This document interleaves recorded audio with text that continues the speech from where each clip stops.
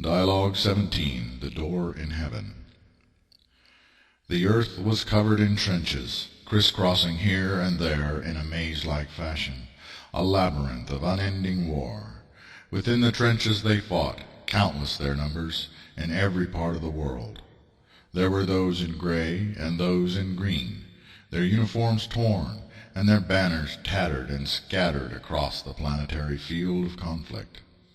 Hand to hand, and with all manner of weapons they fought, tooth and nail, cries and shouts intermingled, weeping and the gnashing of teeth, their souls and voices filled with perpetual rage and frustration, for neither side could prevail.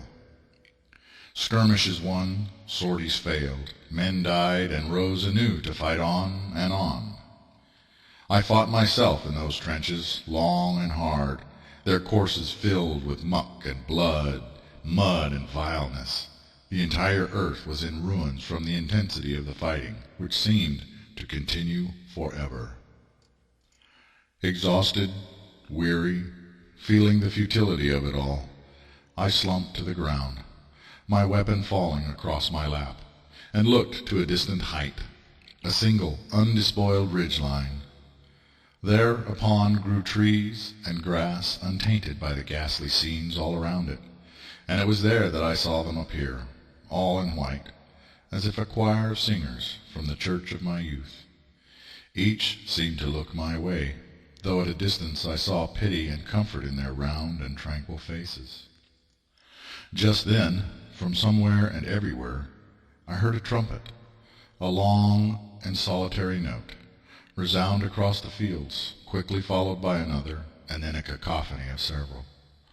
So loud and eerie was the sound of them that everyone and everything in the whole world seemed to come to an abrupt standstill, as all looked about, perplexed, seeking the source of the resounding horns.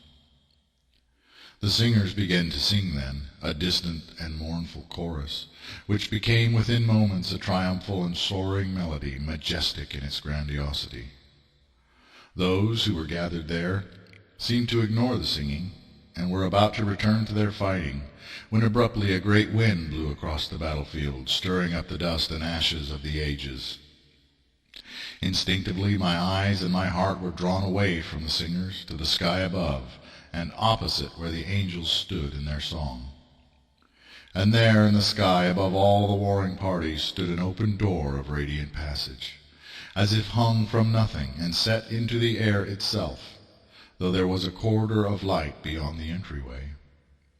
Within the corridor a man appeared, who was not flesh, blood, and bone, or even human in feature, but was made entirely of white and blazing light. I could not really say if he was a he at all, neither a she, but merely that it had the arms, legs, head, and torso of a human being, yet taller than any mortal man.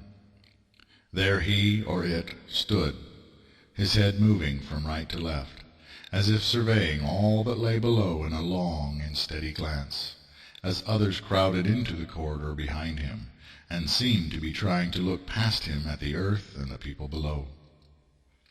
I saw him shake his head, as if in dismay, and he motioned with one arm at the earth below and those gathered there.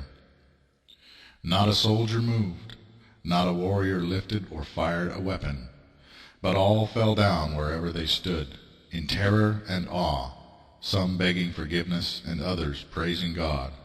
For the day had come, the hour had been struck, and time stood still before the face of the Lord and his heavenly host.